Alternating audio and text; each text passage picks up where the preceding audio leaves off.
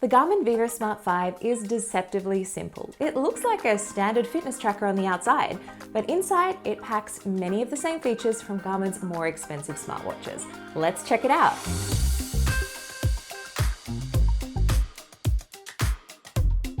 I've been wearing the Vivosmart 5 for a week and I think it's a really good tracker, but at $150, it is a little bit on the high side, especially considering some of the features you don't get. I'm going to dive into all of the main features and functionality of this particular tracker. You can skip straight ahead with chapters linked in the description. Down there as well, I also have latest pricing and availability and a link to my full review. So let's get started.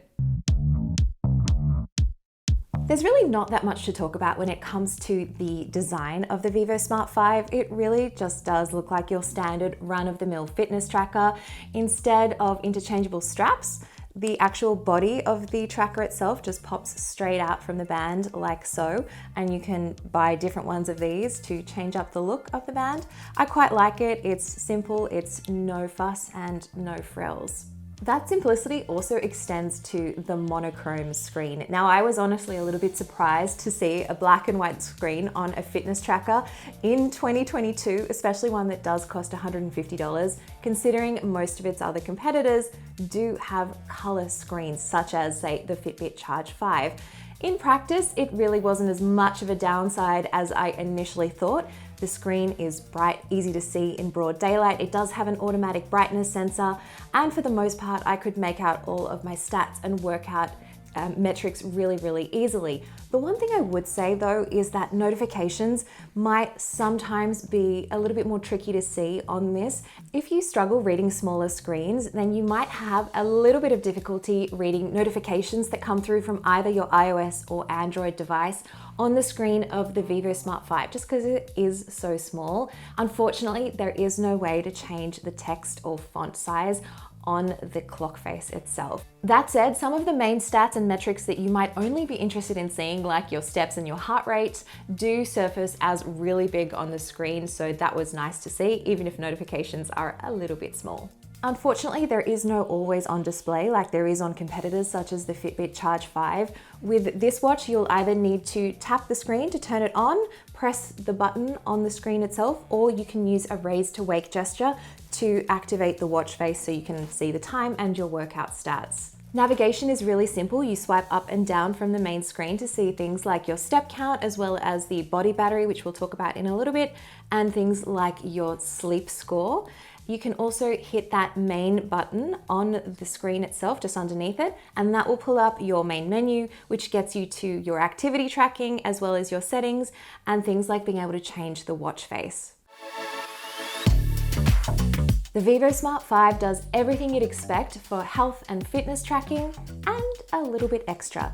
It does things like track your steps, track your sleep, as well as having one of 14 different activity types that you can track all of your different workouts under, including things like, of course, walking, running, and cycling. You also get things like yoga, breath work, and HIIT workouts too. The Vivosmart 5 does have 10 slots on the tracker itself to store your different workout profiles, and if you do want to swap them out to your favorites, say you want to remove, like, I don't know, running, and you want to swap in yoga, you can do that from the Garmin Connect app. Unfortunately, this tracker does not have built-in GPS like some of its competitors, so if you do want to track distance and route information for your outdoor workouts, you will need to take your phone with you. Of course, the Vivosmart 5 does track your heart rate 24/7, and I do test the accuracy of the heart rate sensor against a chest strap. Now, I found that resting heart rate was very close to the chest strap. It matched up within 3 beats per minute, and there wasn't really much lag at all. When it came to a cardio-based workout and a run, the Vivosmart 5, once it caught up to the chest strap, it was spot on, but it did take several minutes to kind of get there, as you can see on this chart. So again, hopefully a software update can kind of lessen that latency a little bit and get it spot on from the moment you start your workout. The Vivosmart 5 has high and low heart rate alerts on board, but it does not have an ECG or electrocardiogram app like its competitor, the Fitbit Charge 5.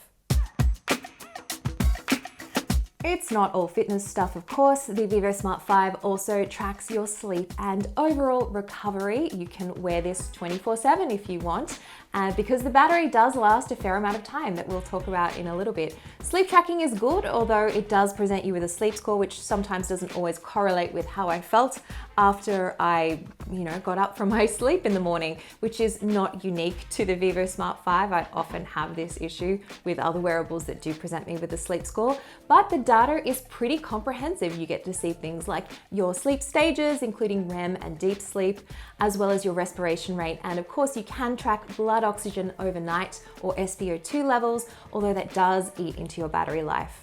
Another element that this tracker has from Garmin's more expensive devices is the body battery. Now this takes into account things like your heart rate variability, your stress levels, as well as your overall activity, and gives you an idea of whether or not you should push yourself a little harder and maybe do that more intense workout, or if you can give yourself a bit more of a chill rest day. I really like the body battery score, and I think it's easy to read and interpret, especially if you don't really know too much about recovery.